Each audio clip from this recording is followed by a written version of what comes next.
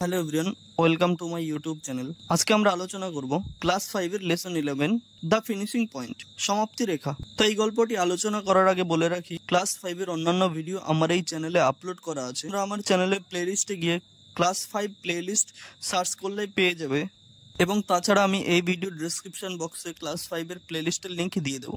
তো চলো তাহলে কথা না বাড়িয়ে শুরু করা যাক।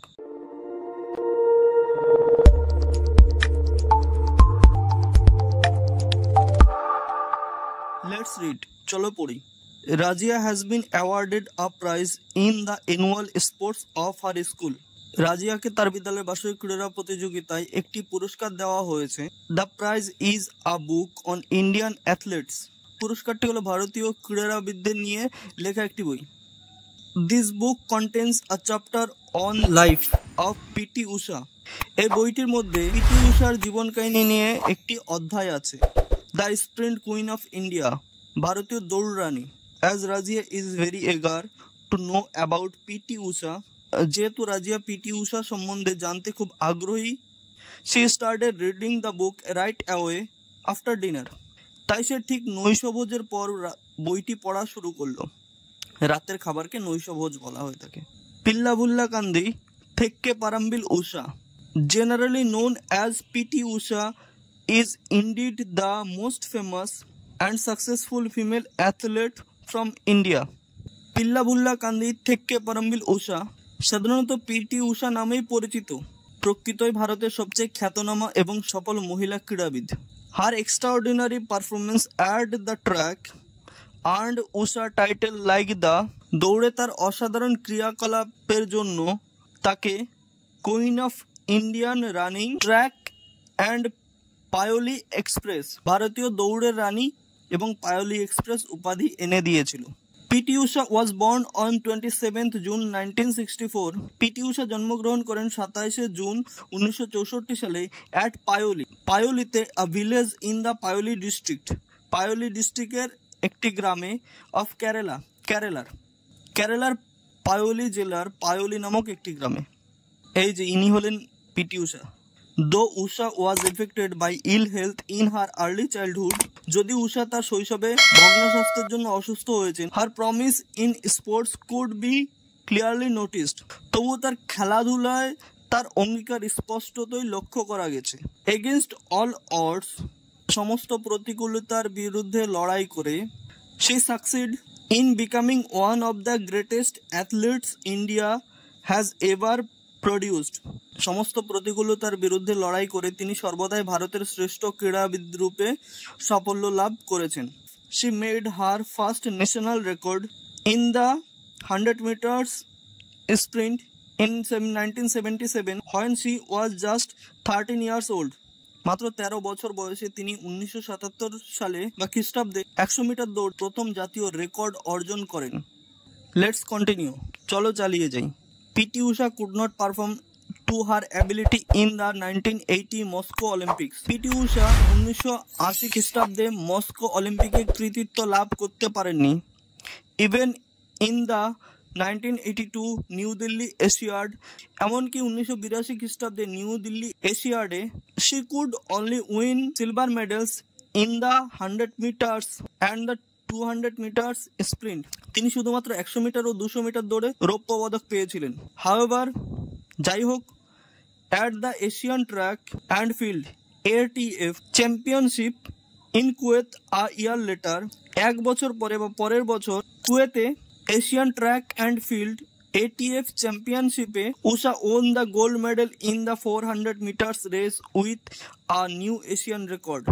উষা 400 মিটার দৌড়ে স্বর্ণপদক জয় করে নতুন এশিয়ান রেকর্ড অর্জন করেন।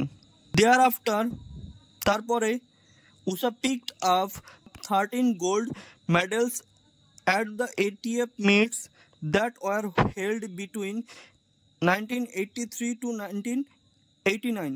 1983 থেকে 1989 খ্রিস্টাব্দের মধ্যে উষা ATF প্রতিযোগিতায় 13টি স্বর্ণপদক জিতেছিলেন। She finished first in the semifinals in the 1984 Los Angeles Olympic, তিনি 1984 খ্রিস্টাব্দে লস এঞ্জেলস অলিম্পিকে সেমিফাইনালে প্রথম হয়েছিলেন। But faltered in the finals, কিন্তু ফাইনালে ব্যর্থ হন। history repeated itself when in a nail-biting photo finish by 1/100th of a second, Usha lost the bronze medal. ইতিহাসে পুনরাবৃত্তি ঘটেছিল যখন একটি রুদ্ধশ্বাস করা লড়াইয়ে সেকেন্ডের 100 ভাগের 1 ভাগের জন্য তিনি তাম্র পদকটি হারান। The same incident had happened to another great Indian athlete Milkha Singh in the 1960 Olympic Games. 1960 খ্রিস্টাব্দের অলিম্পিকে ভারতীয় অন্য এক ক্রীড়াবিদ মিল্খা সিং এর ক্ষেত্রে একই ঘটনা ঘটেছিল। On both these occasions, the Indian athletes could win no medals. এই দুটি ক্ষেত্রেই ভারতীয় ক্রীড়াবিদরা কোনো পদক জয় করতে পারেননি। Let's continue, চলো চালিয়ে যাই। In the 1986 Seoul Asiad, 1986 সালে Seoul এশিয়াডে, when Usha was just 22 years old, যখন উষা বয়স মাত্র 22 বছর, she became Asiad sprint queen. তিনি ভারতের দৌড়ানি হলেন by winning the 200 meters, the 400 meters, the 400 meters hurdles and the 4x400 meters rally race. 200 metre, 400 metre, 400 metre hurdles এবং 1600 metre rally রেসে জয়লাভ করে। The next 5 years saw her grow from strength to strength in the Asian track. পরবর্তী 5 বছর Asian ট্র্যাকে তিনি আরও শক্তিধর হয়ে উঠলেন। Usha had become an icon for Indian women athletes. Usha ভারতীয় মহিলা ক্রীড়াবিদদের কাছে আইকন বা প্রতীক হয়ে উঠলেন। And a living legend in Kerala, এবং কেরালার জীবন্ত একজন কিংবদন্তি হয়ে উঠলেন।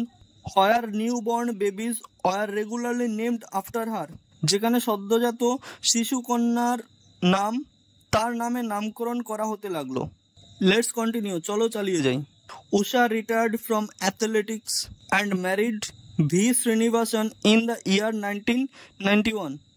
উষা ক্রীড়া থেকে অবসর নিয়ে 1991 খ্রিস্টাব্দে ভি শ্রীনিবাসনকে বিয়ে করে। But she made a sudden comeback in the year 1998 at the age of 34 years. কিন্তু 1998 খ্রিস্টাব্দে 34 বছর বয়সে তিনি আবার হঠাৎ খেলায় ফিরে এলেন।